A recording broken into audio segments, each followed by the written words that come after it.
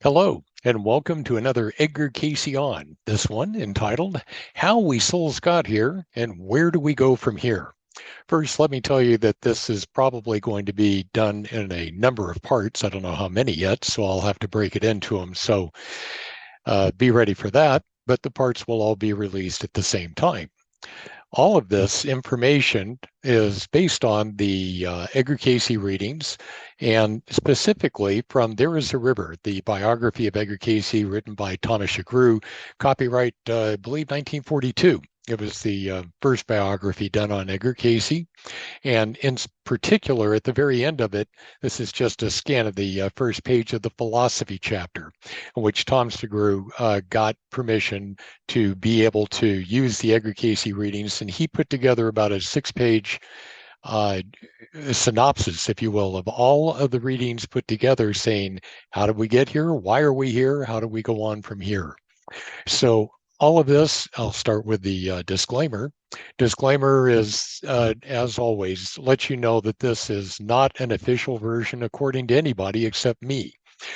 So it's based on the Edgar Cayce readings and my take of them, and also my take on Thomas Shagru's philosophy chapter of all the information that's going to be covered here. And I had a lot of graphics and explanations to go along with it. And so the agenda for this presentation is obviously what I've been talking about here, a quick review of the original biography, There Is a River, and what the philosophy chapter is. And then I go into my understanding of each of the following sections. Why did God create souls in the first place? How do we souls end up on earth? And how do we move on from here? And obviously, I'll recap that at the end. So to get started, this is quotes that literally come lifted out of the philosophy chapter. And now I'm going to read them first and then discuss them with you. Man demands a beginning and a boundary. So in the beginning, there was a sea of spirit, and it filled all space. It was static, content, aware of itself, a giant resting on the bosom of its thought, contemplating that which it was. So as the graphic there says, before the beginning, this would have been God becoming aware of the consciousness that it was. There's nothing else in existence. There's only God, that consciousness, and it would, in becoming aware of itself, is where everything took off from there. So then it moved, it withdrew into itself until all space was empty, and that which had filled it was shining from its center, a restless, seething mind. This was the individuality of spirit. This was what it discovered itself to be when it awakened. This was God. In fact, there was a famous speaker for the Association for Research and Enlightenment, the Edgar Cayce organization, by the name of Harmon Brough, that described the philosophy chapter from Thomas Shagru as being a very Catholic point of view of everything. So I may not have described it in the same way. And in fact, when he says until all space is empty, I don't believe there's any space at all.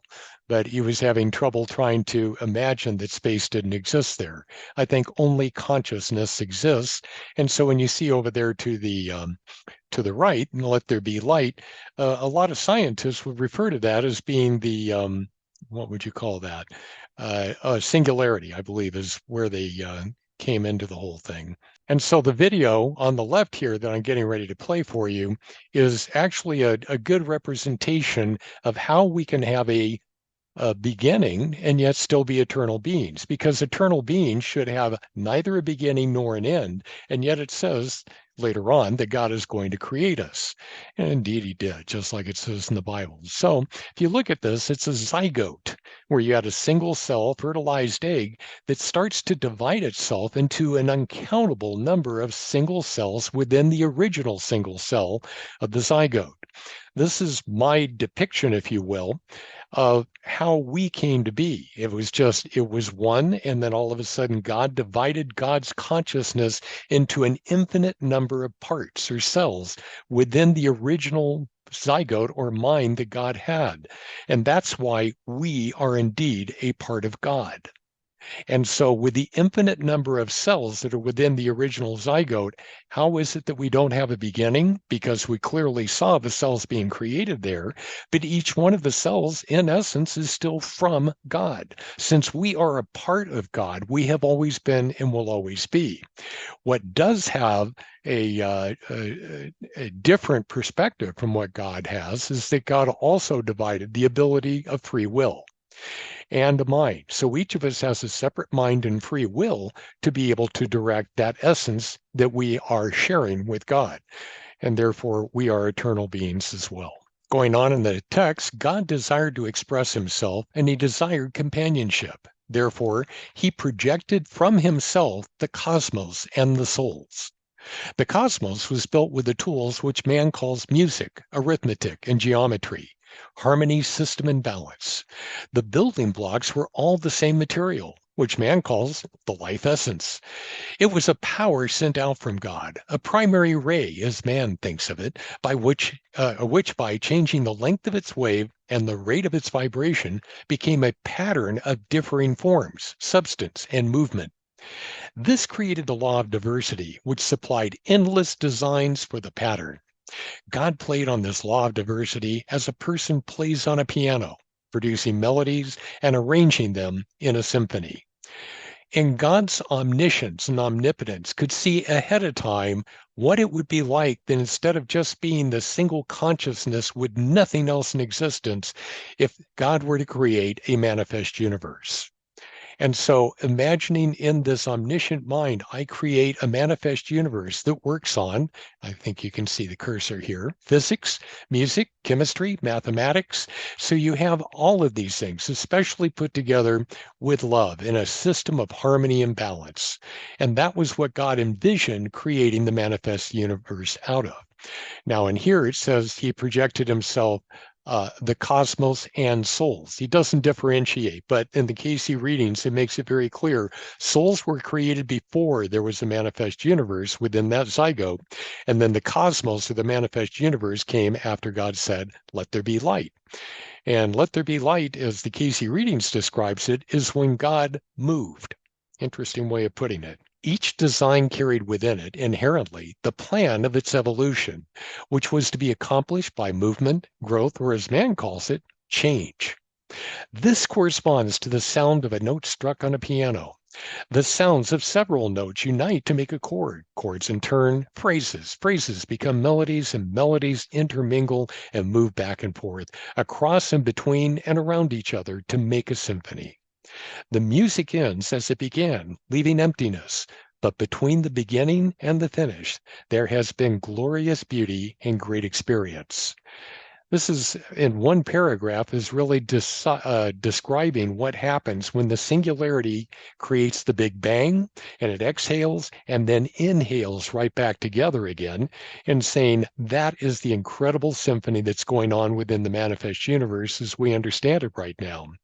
And so, is there emptiness after that? Yes, but that doesn't mean that the Big Bang couldn't happen again, or we move on to something else that we couldn't even imagine. And so now what we have up here is a keyboard, and what you're seeing with the little green tabs around it, you're going to see the man playing the keyboard there with his hands on the keys. But as you see the green lights scroll above it, what that's indicating is what you would see off of a sheet with holes punched in it for a player piano. So you're going to have a number of depictions of how music itself can exist. It exists as keys. It exists as a concept that's coming through the fingers of the person playing it.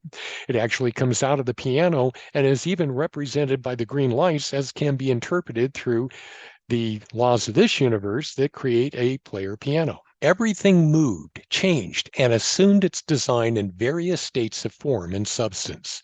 Activity was begun and maintained by the law of attraction and repulsion, positive and negative, attracting each other and repelling themselves, maintained the form and action of all things. All this was a part of God, an expression of his thought. Mind was the force which propelled and perpetuated it. Mind did everything God imagined. everything that came into being was an aspect, a posture of mind. So here I go back into agreement with Tom Shagru as far as saying everything emanates from the mind. That includes space, which, he kind of inferred otherwise. But there is no space out there. There is no time. There is no energy. There is no matter. There is only mind. And what is expressed is what comes from the creative thoughts of God and us, God's beloved children.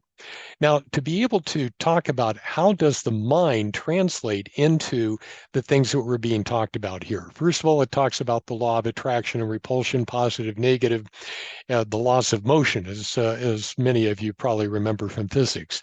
Well, in this first video that you're going to see right here, you'll see that he takes all these lit balls that are going to act as a pendulum, and when they all imagine that all of these are atoms, and they went from the Big Bang and they went out into the universe, and the atoms are just randomly going from that initial force that pushed them. Now, as you watch this, a fascinating thing happens. You see patterns developing, but one in particular that gets me is coming up right here. That's a helix for DNA. And it seems that atoms were set from the very beginning of the Big Bang to go form a DNA helix that turned into life itself. It's going to do it again there. All right. So you get the idea of what happens with when God said, let there be light, sent the explosion out of the Big Bang. And this is what the natural reaction was of all the atoms, because it was designed in God's mind to be able to come together in this way.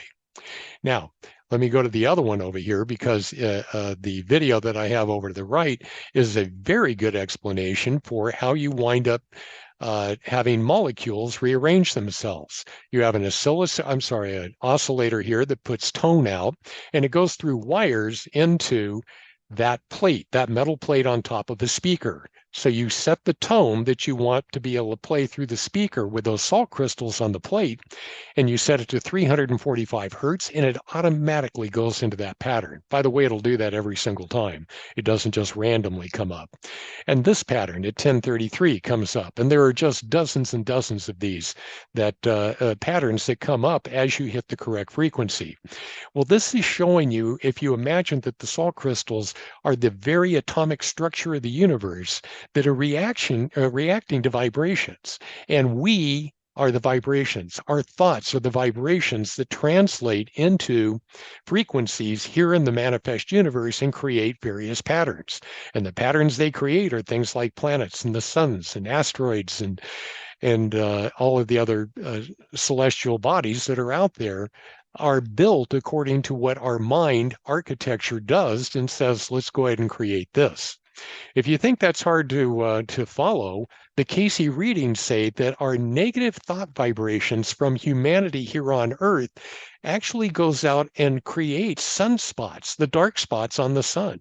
Our negative energies create sunspots on the sun from 93 million miles away.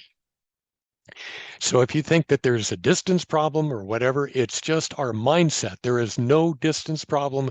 There is no amplification problem. Our vibrations of our minds are one of the strongest forces in the universe. You see the video of the zygote up there again, because in the text as it comes up, and you'll hear me read it here in a second, it talks about how souls came to be. Souls were created for companionship with God. The pattern used was that of God himself: spirit, mind, individuality, cause, action, effect. First, there had been spirit. Then there had been the action, which withdrew spirit into itself. Then there had been the resulting individuality of God. In building the soul, there was spirit. With its knowledge of identity with God, there was the active principle of mind. And there was the ability to experience the activity of mind separately from God. So what this comes down to is it says, okay, and God went out there and said, okay, I'm this infinite consciousness out here, and I'm just going to gather myself get into what's called the singularity, God decided to move and said, I'm going to let there be, let there be light. Boom. Manifest universe comes into effect. And then we, as souls, having our own mind, our own free will, went through the same pattern of at first we were kind of like singing in unison with God. We were doing exactly what God was doing. And because we had a separate mind, a separate free will, we began to have a separate experience of the activity within our mind that was separate from God's. Now, that can be a good thing or not so good thing, and that's where our free will comes in. Thus, a new individual, issuing from and dependent upon God, but aware of an existence apart from him, came into being. To the new individual, there was given, necessarily, the power to choose and direct its own activity. Without free will, it would remain a part of the individuality of God. Mind issuing as a force from God would naturally fulfill his thoughts unless directed otherwise. So, what happens here is we were created in God's image, and what Tom Schroeder is making clear is that our free will allowed us to become our own individuals if we make decisions that God would not. Cayce says the only sin that there is selfishness. When we started to make selfish choices, we started to separate in consciousness from God. That doesn't mean that we're not one of the cells still inside of the zygote. But what it does mean is that inside of that, we can just take our attention away from God and start focusing on our own creation. Tom Schroeder will make this clear later on. These are a couple of my favorite graphics, but let me read the text first and then go into it. The power to do this, to direct otherwise the force of mind, is what man calls free will. The record of this free will is the soul. The soul began with the first expression which free will made of its power through the force of mind. The first thought which it generated of itself, the first diversion of mind force from its normal path, was the beginning of the soul.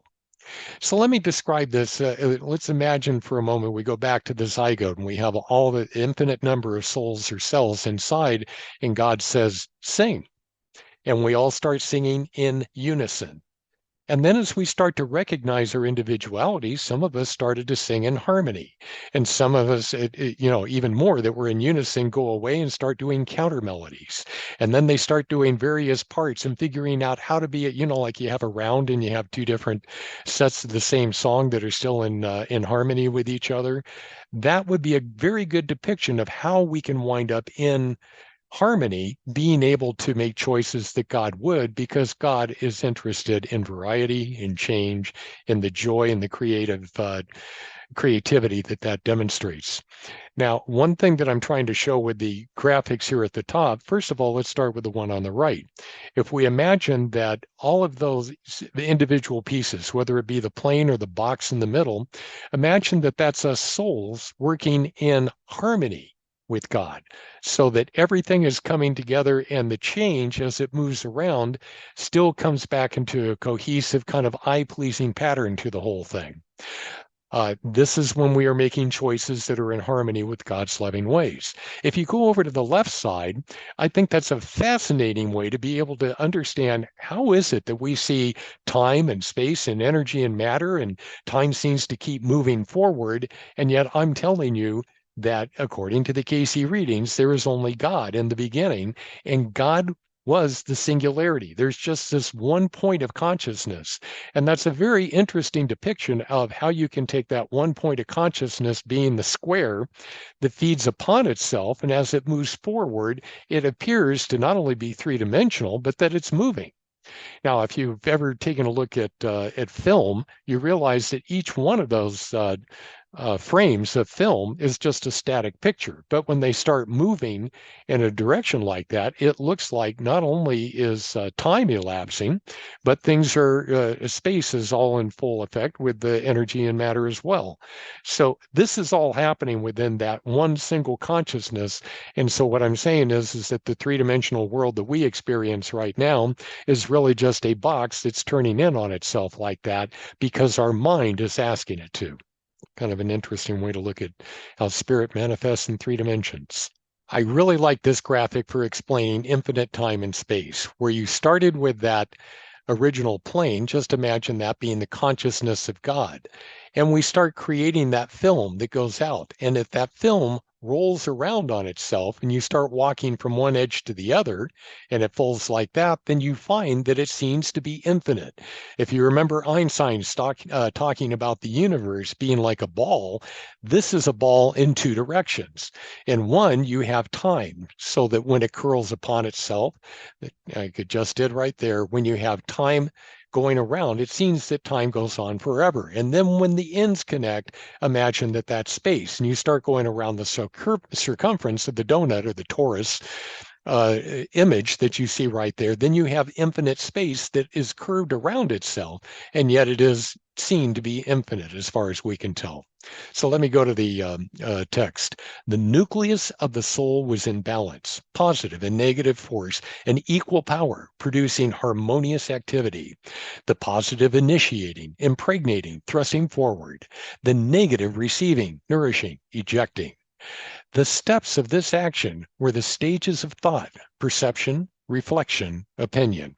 So what's being indicated here is that if everything is kept in balance, then we just have this yin and this yang, and everything winds up being in balance and the universe stays in balance. It's only when we start making decisions or choices out of selfishness that create an imbalance that things start to go awry. Now, I just throw a different zygote sequence up there on the left as far as showing how the cells originate from the original one. And let me read the text before I go on to the Akashic records. Thus, the soul consisted of two states of consciousness, that of the spirit, bearing a knowledge of its identity with God, and that of the new individual, bearing a knowledge of everything that it experienced. Now, what's happening here is we're starting to understand why God created us in the first place. The Cayce reading said that we were created to be companions and co-creators with God throughout eternity. Companions and co-creators. That's why God would deny us nothing. If we would live in harmony with God's loving ways, then we have all the omniscience, all the omnipotence that God has, as Jesus showed us. When we started to make unbalanced decisions or selfish decisions that threw things out of balance, that's kind of like the difference with you have an awful lot of radiation that comes out of a star, but that's a good use of radiation as opposed to an atomic bomb. And you think you can have this power for tremendous destructive force, or you can be a light to everybody else around you, and the choice is up to us. Do we want to be that light that provides warmth and nourishment and creates planets and solar systems, or do we want to be that destructive force of the bomb? Luckily, when we start to get out of harmony with God, we separate ourselves in consciousness, which also keeps us from having the omniscience and omnipotence of God. And if we get farther away, it gets less and less so that we can do less damage to God's wonderful universe. And so, coming back to why God created us as companions and co-creators, we do this in harmony with Him, then everything expands as God had intended. Remember when the lights came from that 2x4 and they started going around and creating the helix and life came to be and so on. The Akashic Records is going to explain this from my own perspective. When you're one with God, when you share the mind of God and haven't entered into the manifest universe, then there is no need for the Akashic records. You just have an omnipotence of understanding and remembering everything. Then you get into the manifest universe and you start to create layers of consciousness. We have the superconscious, which is the state when we are one with God. Then we have the subconscious, which I'll say is the conscious mind when we are in an ethereal form, ghosts, when the human body dies and we go over to the other side, but don't return totally to God. And so then you wind up having a subconscious mind that kind of separates you from the perfect consciousness of God. And even now, in human, we add a conscious layer of separation between ourselves and the superconscious. And that makes it even tougher to be able to have access the omniscience and omnipotence of God. And the Akashic records are, in fact, our access to all information, everything that has ever been or could ever be. And Cayce describes the Akashic records as a record of everything that could have ever been or can ever be, is written on the very skein, S-K-E-I-N, the very skein of time and space. So the skein of time and space has woven into it, very much like you would modulate a signal with sound or video in the way we do it here on Earth for communication that way. The Akashic records are woven into the very scheme of time and space and makes it available to us no matter where we are in the manifest universe, if we will figure out how to make that connection with that understanding and that information. This is an interesting picture. If you've ever seen the movie Interstellar, this was how they depicted the fifth dimension. And let me kind of describe what I see right here. Not that the movie explained it very clearly, but I was fascinated by it. Every time you see a different line or a plane or color that's going up there, I think that is like the multiverse that you keep hearing about in sci-fi movies, the Marvel universe, and things like that. And so, if you were to enter into one of those planes right there, you would have whatever that reality is. But if you move just to one on the right, it could be a completely different reality. And this is what they were showing in the movie as far as his ability. In this case, it was the guy that started out on Earth, winds up going into a black hole, finds this fifth dimension access point here, and he's able to go communicate with the girl way back into what was his past, and he's able to warn her about everything that's coming. So if you haven't seen the movie, it can be very confusing, but it's also fascinating if you're into this kind of stuff like I am. Let me read the text. The plan for the soul was a cycle of experience, unlimited in scope and duration, in which the new individual would come to know creation in all its aspects at the discretion of will. The cycle would be completed when the desire of will was no longer different from the thought of God. Now, this kind of implies that there is a beginning and an end to this whole thing, but I disagree if that was his implication, because Cayce was very clear, we are eternal beings, we will live forever, and the cycle is only completed when we are once again in unison with the mind of God. Now, let me go back again and go into greater detail about why God created us, because you think of us from the Cayce perspective as being companions and co-creators. Now, I'm going to show you some clearer depictions of how this works in some upcoming slides.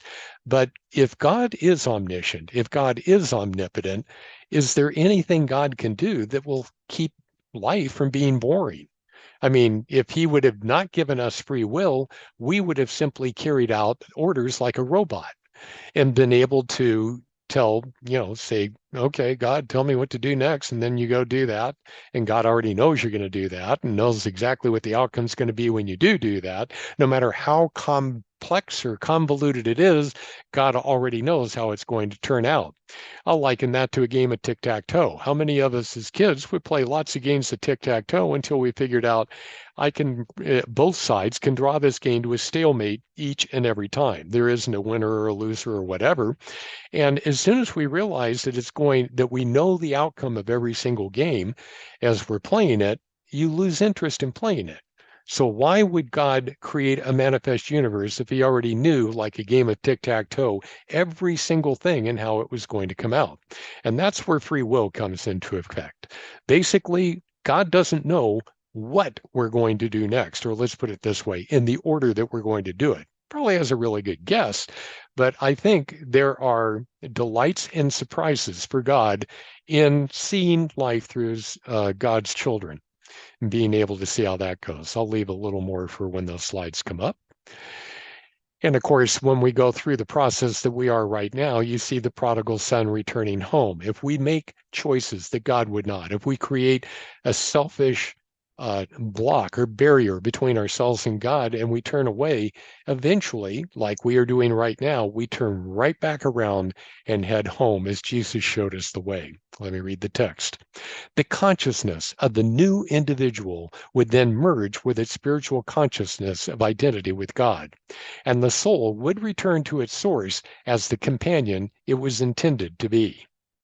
Now, let me say that I don't think that this is we tend to think in absolutes. So it's like right now we are not with God, but we're going to return and we'll be one with God, and then we won't be individual anymore, is kind of the way I read this. I don't get that at all. I think that throughout eternity, what our reality is whatever we are focused on at that time. Have you ever gone back and watched a movie a second time or read a book over again? The whole idea is if you have an infinite number of experiences and your own experiences, and then you can have the experience of somebody else and be able to communicate with them and understand exactly what they went through when they were sitting in the city next to you or growing up in the city next to you or on the other side of the world. There are an infinite number of experiences from an infinite number of perspectives that we can all share with each other. And God is experiencing each and every one of them at every moment in eternity because God, in essence, is part of each and every one of us and has that perspective. It gets to be a little more exciting to be God all of a sudden, actually, a little overwhelming if we tried to think that. So this is an Edgar Cayce quote in the graphic. The purpose of the heart is to know yourself, to be yourself, and yet one with God. So this is really different from maybe a Buddhism, where they would talk about that a drop of water leaves the ocean and becomes like a human being on the earth, or an animal or plant or whatever it is, and then when that dies, the drop is brought back into the whole again. Now, the implication, as far as what I get from Buddhism, is that God just sends like an emissary, a drop of water out to be able to experience all of that, and then comes back in and becomes part of the whole again. And the individuality of that person, of that animal, of that plant, whatever it is lost, although the memories are absorbed. I don't see it that way, and neither did Cayce. He said the purpose of the heart is to know yourself, to be yourself. Doesn't say that you ever lose that, but that you understand still that you are yourself and yet one with the whole, one with God. So let me read the text here. In this state, the soul would retain its consciousness of a separate individuality and would be aware of that of its own free will. It now acted as part of God, not diverting mind force because it was in agreement with the action toward which this force was directed. Until this state was reached, the soul would not be a companion in the true sense of the word. There's actually a children's story. You're very familiar with it, I'm sure. It's called Pinocchio. And so Pinocchio came to life, but it was only once Pinocchio went out into the real world and started being able to have its own experiences, even though it was a wooden marionette doll. It went out, had its own experiences, made its own mistakes, and finally, like the prodigal son, turned around and came back home to Geppetto, the toy maker, while in that case being representative of God, is when he had come back and become a real boy. And is saying that as souls, until we started to make our own free will decisions and become separate, even our mistakes is what makes us a unique individual that is loved as God as a child, as opposed to just being a robot. The idea that a return to God meant loss of individuality is paradoxical, since God is aware of everything that happens and must therefore be aware of the consciousness of each individual.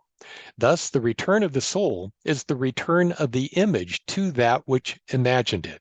And the consciousness of an individual, its record written in the mind, could not be destroyed without destroying part of God himself. Now, this is a very important concept because if you go to a traditional Christian, they talk about that you could, first of all, be condemned to an eternal hell. And then there are others that say, well, no, that doesn't quite happen. What happens is that you suffer until you balance the scales of all of the suffering you caused to others, you suffer yourself, and then God obliterates you. How can you be obliterated when you are indeed a part of God?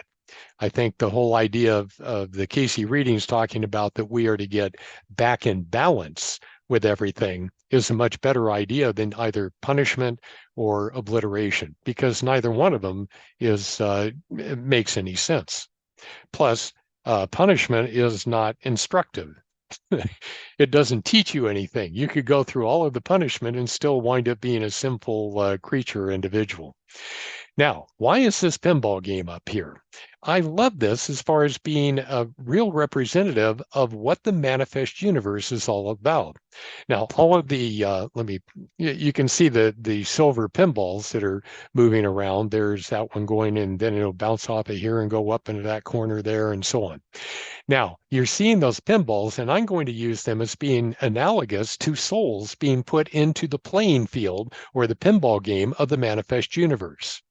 So you wind up having each one of these souls is going out there and has their own path. They're not making the same path. In fact, no two of them have the same path when they're out there in the manifest universe. And this is when I said we start making our own decisions and we get our own experiences because there's an infinite number of combinations that you can go off of those bumpers. All right, all the different bumpers, and I don't know what the little things that are popping up and down. You run in like that one, and you run into them, and you wind up having the ball go into a different direction. There's an infinite number of combinations of how those things can move about in the playing field. And this is what I'm saying. God knows every single move that we can make in this manifest universe. And just as the designer of this pinball game says, well, I can see every move that a pinball would make out there. I just don't know which order the pinballs are going to go or what bumpers they're going to hit, etc. So that's where it winds up being fascinating as far as God can look at it from all those different perspectives. Now, this is going to help. A term comes up here, the ego. And I've found that a chrysalis, or the metamorphosis that a caterpillar goes into a butterfly, is very similar to a concept that comes up in A Course in Miracles, if you're familiar with that. Let me read the text and then I'll go back and put that together for you. When a soul returns to God, it becomes aware of itself not only as a part of God, but as a part of every other soul and everything. What is lost is the ego, the desire to do other than the will of God. When the soul returns to God, the ego is voluntarily relinquished. This is the symbology of the crucifixion. Now, what is the ego? I mean, there is a book that is, I don't know, that thick from A Course in Miracles that goes through trying to explain all of this. I think it comes down to this. When we first sinned, there are a number of things that come along with that, and that is fear, guilt, and shame. If you remember in the story of Adam, Adam went to hide in the Garden of Eden like he could hide from God. And God says, "Why did you hide?" And he says, "Well, I was afraid." You're going, "You're afraid? What? You didn't even know what fear was. Now all of a sudden you do." That's what happens when you eat from the tree of the knowledge of good and evil. You wind up, you didn't even know that fear existed before then, suddenly you do. And if you become fearful, then you go hide because you're ashamed and you feel guilty about having done what God told you not to do. So we have all of these things that work in one way for us and one way against us. When I talk about fear, guilt, and shame, it's creating that chrysalis around us. It's a protective shell so that we can be all in our own little universe there in which everything's fine on planet John down here, because I'll rationalize all of my negative decisions or bad decisions to the point where everything's fine with me and everybody else is the problem. And we need to be able to get rid of that and recognize that we are one with the whole and that there really isn't anything separating us except for our free will. And if we all make choices in harmony with God's loving ways, then there is a oneness to all things. Now, what you're seeing here, if I assume most of the people watching this know who Gumby is, and Gumby, as you remember, would go through in the story, and he had the ability to inject or project himself into a book. And as soon as he went into the book, he became a part of the story. In this case, he went into a book about going to the moon. So that's why you're seeing the strange structures in the back. And he kind of landed hard on his rump there, is why he's going through that little loop of a GIF showing you that he went, ow, that hurt. We go into that problem a lot of times in the earth, right? Let me read the text and I'll draw all this together for you. The plan for the soul included experience of all creation, but it did not necessarily mean identification with and participation in all forms and substance, nor did it mean interference in creation by souls. It did not mean that they were to spin their own little worlds, twisting and bending laws to make images of their dreams. So what we're seeing here is a description that says we as souls were out there creating the earth, creating the solar system, the stars, creating the galaxies, and how it all fits together.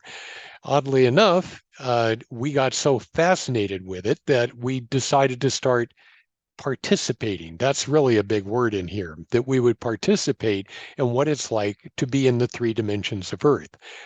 Being omnipotent, being omniscient, we had the understanding of how to insert our consciousness into an animal, into a plant, even into the earth itself.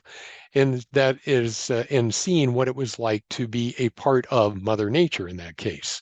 And so as we did that, the problem is that we had a tendency to not only become enamored with it, we had a tendency to forget who we are. Since that was not what we were meant to do, we started to separate ourselves from God more and more in consciousness. Now, why would we want to do that? Well, when you have this thing of as above, so below, or on earth as it is in heaven, the inverse of that, uh, I can tell you we are still doing it. How about people who become addicted to drugs and alcohol? When somebody goes out and gets drunk, all they do is limit their ability to do things. Their coordination goes down, their thinking becomes attenuated. They wind up having just, they're not able to do anything better, even though they think they are incredible singers and dancers, right? If we get drunk, that's exactly what I see happening. So the point being is that we are still attracted to it. And in fact, some people get so addicted to it, they don't want to do anything else but drink, but take drugs or limit their experience. That's exactly what we're talking about here. In inserting our consciousness within three dimensions, we were fascinated by the idea of, oh my gosh, all of a sudden, all I can see is linear time. And there's actually three-dimensional space that is, if I want to go over there, 500 miles away, I otherwise could just put my mind there in the next instant. Now I have to start walking or get a bike or a car or a jet or whatever it is I want to use.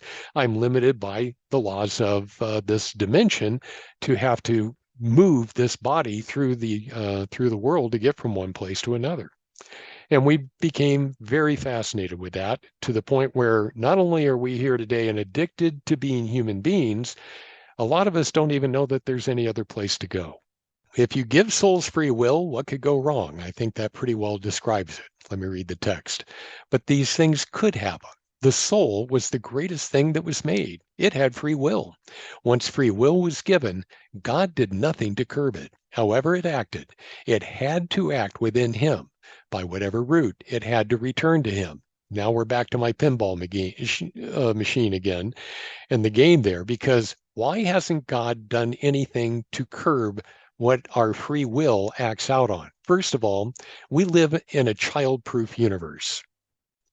That means nothing can happen to us that's going to cause permanent damage. If knowing that, I mean, as heinous as the awful things that we've seen on Earth between all of the massacres and the Hitlers and genocide, etc., none of that has actually affected any of our souls, as awful as it all is. And so if God, looking at it from a godly perspective, says, you know what hell really is? Do you know what an eternal hell, what a great definition for that would be? That would be not allowing you to fully exercise your free will. For me to give you free will and not allow you to have the full gauntlet range of experiences of the free will. And if you can do anything that you want and you start to learn, if I do this, that happens. And suddenly you learn, if I do this bad thing, a bad thing will happen back to me. And you eventually turn that around to saying, if I want friends, I must be friendly. If I want love, I must be loving. And I should treat others as I would like to be treated myself. Very simple message, very difficult in the application and execution of it. C.S. Lewis, he's more of a traditional Christian in the things that he writes, but a very bright man if you've ever read his stuff. You are a soul, you have a body, making it very clear that we are the children of God, made in God's image first, and the body that we have right now is temporary. This has a beginning, so also will it have an end. And that makes it fairly clear that, if we are putting our focus on the things that are important to the body, we are losing track of the things that are important to the soul. Let me read the text and I'll finish that. The fact that man's body is a speck of dust on a small planet leads to the illusion that man himself is a small creation. The measure of the soul is the limitless activity of the mind and the grandeur of imagination. So we, as we were created in God's perfect image, were able to say, let there be light, just like God said, when we had full access to everything that God could do. It is only when we started to make selfish decisions that we separated ourselves from that amount of power, that amount of knowledge and wisdom. And so as we have confined ourselves into these bodies, become addicted to them, we start to think of ourselves as being limited to this very body that we have here instead of being the limitless souls that we are. So let me read the text. At first, there was little difference between the consciousness of the new individual and its consciousness of identity with God. Remember, this is talking about when we are singing in unison with God, not really varying it. Free will merely watched the flow of the mind, somewhat as man watches his fancy disport and daydreams, marveling at its power and versatility. So we don't really act on daydreams or even nighttime during REM sleep. We just kind of sit there and feel like we're experiencing it, we're observing it. And we were just watching the universe unfold without exercising our free will on it. And that's when things changed. Then it began to exercise itself, imitating and paralleling what mind was doing. Gradually, it acquired experience, becoming a complementary rather than an imitative force. It helped to extend, modify, and regulate creation. It grew, as did Jesus, in wisdom and beauty. I'm reminded of an Edgar Cayce reading here, and you're going, well, I'm not sure what's my job. Are we pushing paperwork? Are we trying to keep 3x5 index cards and all this stuff? No. We tend to think of things in very anthropomorphic terms in which we try to make it work for a human being, trying to put characteristics of human beings onto God and even ourselves made in God's image. But as we acquired the experience and we began to figure out how to be complementary to what was already set in motion by the Big Bang, complementary means we started adding enhancements to it. One of the Cayce readings was talking to a woman. A woman was asking a question about, she seemed to have a particular affinity with horses. And she wanted to know, what is it? Did I have a past life in which, I created this or what? And he goes, it goes beyond that. You were part of the soul grouping that dedicated itself to creating the equestrian breed to begin with. So in other words, before they ever came into human form, became entrapped in the human body, this was the soul that was part of the soul grouping whose job it was is to make horses. And I'm sure it had to do with all the other brands that go along in the equine various species. But if you were the creator of that species, you can imagine that there would be a rapport, a resonant frequency between you and them that no matter where they were, they would recognize you. All right. So as long as it's done in wisdom and beauty, that means that we're doing it in a complementary, even imitative, as long as it's in harmony with God's loving ways. It's when we start to go away from that that it becomes a problem. If you like the graphics around there, I'm kind of showing a DNA strand in the upper left, and then the endless time cycle going forward, and then all the various realms that we can wind up experiencing in heaven and earth. Let me read the text and then I'll come back to the graphics here. Certain souls became bemused with their own power and began to experiment with it. They mingled with the dust of the stars and the winds of the spheres, feeling them, becoming part of them. One result of this was an unbalancing of the positive negative force by accentuating one or the other. To feel things demanded the negative force. To express through things and direct and manage them required the positive force. Okay, so if we're trying not to balance things and it's just going to be in one direction or another, and a good way to be able to describe this is I win every game I play. I get all the money. Everybody works for me. I am the president of the world. See where I'm going with this? That there is not an in and an out, a balance and a flow. There are not the checks and balances that we talk about that are so necessary in government to keep things moving forward. So we go, I'm going to get things exactly the way I want it. Well, if you look at the very top there, you're seeing a number of mythical characters that Cayce says, in fact, were real. And says that because we were able to create anything we wanted with our mind and bring it into manifestation within 3 dimensions, things like satyrs and mermaids absolutely existed. And even though they were not the ideal body for us to be able to try to find our way back to God. So a lot of people were entrapped in those until the body finally died. Now, down below, I'm trying to make it clear that there is a physical body and an ethereal body that is more or less attached to it. The one on the right actually shows the silver cord.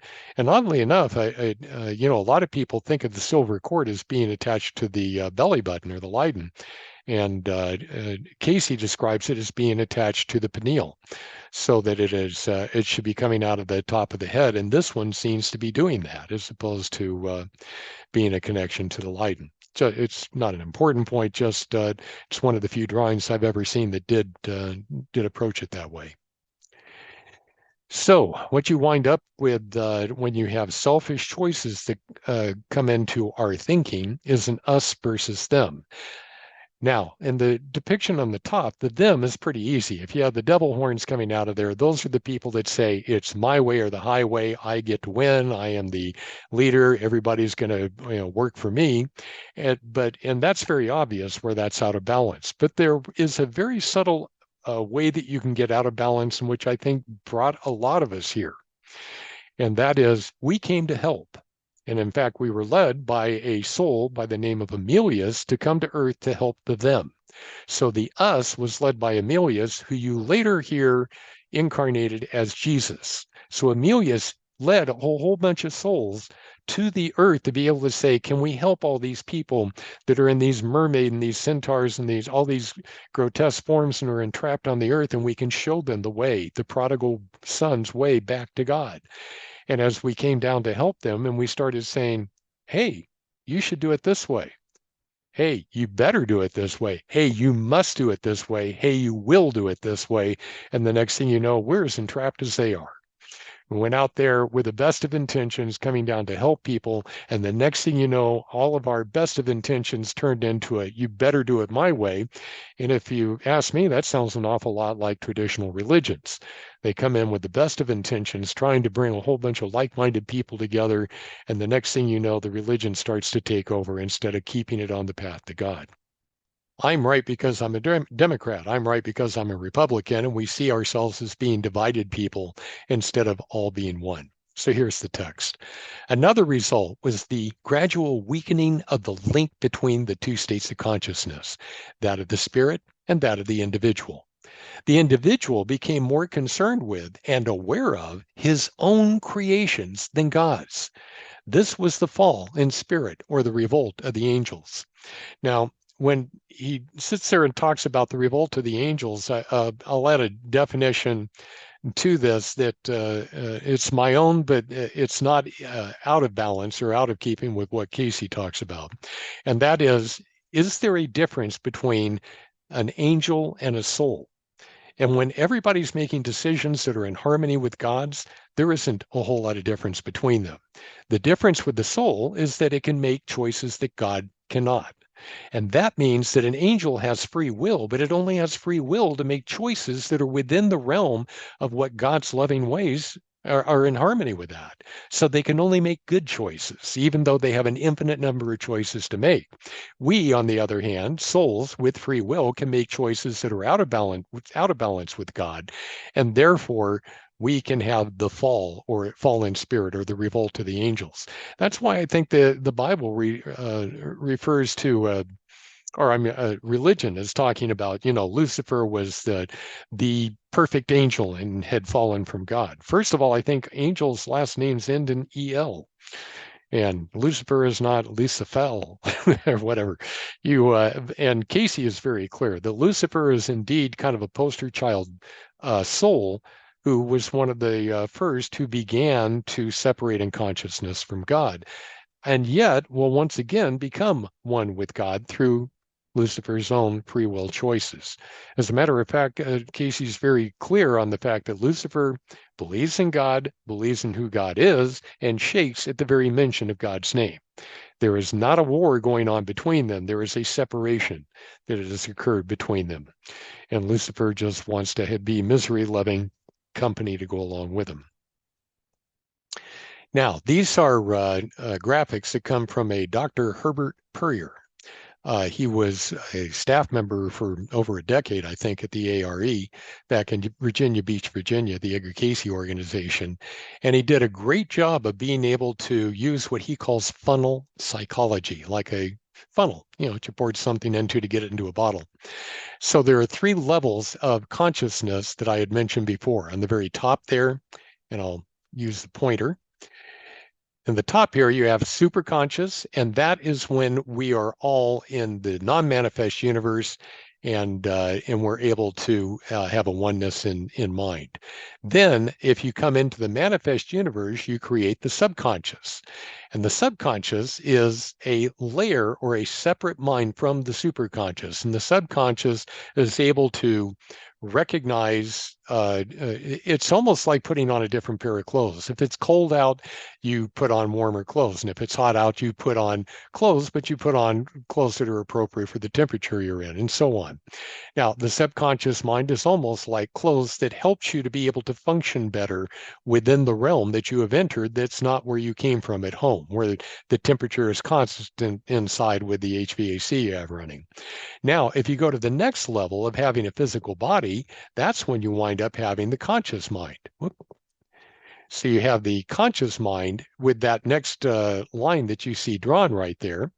And that's when we take on physical form, and we have the meat brain that's up there, and it has its own subconscious, which is not the same as the subconscious you see in the finite. But so you have your brain pattern within the body, and that adds yet another layer between ourselves and our thinking when we're awake on the earth compared to being one with God in the superconscious. Now, the interesting thing is I'm going to move from the top graphic down to the bottom one, and that is where you, on the top where you see the point going to finite, go to the bottom one and see in the finite, in three-dimensional earth, we see those points as being individual A and individual B. So the points are our physical bodies. Our consciousness goes into one body, their consciousness goes into another one.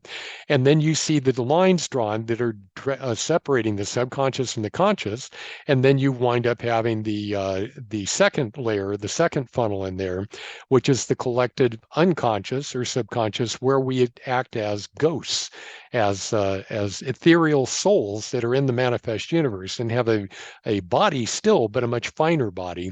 And then it shows the funnel above that is the same as the superconscious, in which we are all one in consciousness.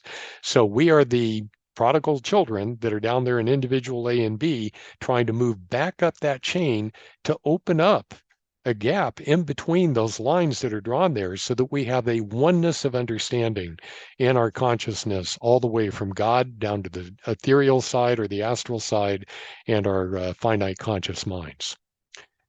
So let me read the text. To move into a portion of creation and become a part of it, a soul had to assume a new or third aspect of consciousness, a method of experiencing that portion of creation and translating it into the basic substance of mind by means of thought. Man refers to this aspect of awareness as his conscious mind. Let me read the text first on this one. It is the device by which he experiences earth. We're talking about the conscious mind now. Physical body, five senses, glandular and nervous systems. In other worlds, in other systems, the device differed. In other words, we have different bodies that we inhabit when we go to another solar system of entrapment altogether. And you see bodies there, it will be different from what we have. Only the range and variation of man's own thoughts can give an idea of the number of these other worlds and systems and the aspects of divine mind which they represent. What you see over there to the right are the seven chakras or the seven spiritual centers of the body, as they are placed more or less within the positioning of the human body itself. And what the reason for the body is, remember you had all those monstrosities, the satyrs, the centaurs, the mermaids, and that we needed to have a perfect body to be able to fully manifest the soul within three dimensions. And that's where the what's called the Adamic body or the Adam body, the Adam and Eve, first bodies that came along that were able to fully manifest God as Jesus showed us could be done. So I'm back to the infinite to the finite funnel psychology again. Let me read the text to explain it. When a soul took on the consciousness of a portion of creation, it separated itself temporarily from the consciousness of its own individuality and became even further removed from the consciousness of its spirit. So, as I was describing before, the more you get to the point of that funnel into the finite, the more you have separated yourself in consciousness from God and from our fellow siblings, spiritual siblings. In the picture above, you see Jesus as he was out there on the Sea of Galilee, saving Peter as he initially walked on the water, but began to doubt and become fearful. So let me read the text and bring that together for you. Thus, instead of helping to direct the flow of creation and contributing to it, it found itself in the stream, it being our consciousness. Our consciousness found itself in the stream, drifting along with it. The farther it went from shore, the more it succumbed to the pull of the current, and the more difficult was the task of getting back onto land. There's, in fact, Herb Puryear, as I was speaking of him, has a very good analogy for this, and that is the burning building. He says, say you're walking along a neighborhood you live in, and that all the tract homes are the same, and you go by and one of the buildings is on fire. And it's an exact floor plan to what you live in, so you know where all the rooms are, and you hear that there are people inside that need help. And you can envision, I know how to be able to get in there, help them, and bring them back out to safety. And you have this great plan when you go into that house. And then all of a sudden, the heat starts to get to you, the flames start to get to you, the smoke starts to get to you, and you start to become, what do you want to say, distracted from all of the things going on around you to the point where you start to fear for your own life and even forget why you went in there in the first place. According to the Cayce readings, Jesus had 30 lifetimes, Jesus being the 30th one, had 30 lifetimes on the earth to be able to figure out all of the things that were going wrong and how to correct them and be the prodigal son to return to God, so that you would have the mindset that said, I can walk on water and pull Peter up out of here and save him. Quite a change in a mindset, what Jesus had to have to do that from where we are today. The graphic on the top is kind of like you get at a observatory, you know, when they have the what do they call that? Where they project the stars on the roof, and it looks like it would be if you were outside at night. And you wind up having all of the star systems up there are probably places that are systems of entrapment, just like Sol is to one of them, looking at our star going, well, there's probably people that are entrapped within that system right there. So let me read the text. Each of the systems of stars and planets represented in this manner a temptation to the souls. Each had its plan and moved toward it through the activity of a constant stream of mind. When a soul leaped into the stream by immersing itself in the system through which the stream was flowing, or think about Gumby jumping into the book, it had the force of the current to contend with, and its free will was hampered. It was very easy under the circumstances to drift with the current. Now, if you can imagine becoming distracted, as I said, with the burning building, think of the people that are in that rubber raft down below. Do you think any of them are daydreaming or musing about things that they have to do back home? I think every one of them is absolutely focused on being on that river in those rapids, and that they've got to be able to pull together to be able to get themselves through this dangerous situation that they've entered into.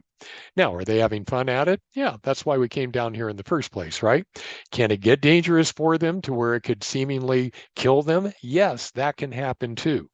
Could they wind up having a fight with somebody else in another boat? Yes, that can happen too. But we live in a child-proof universe.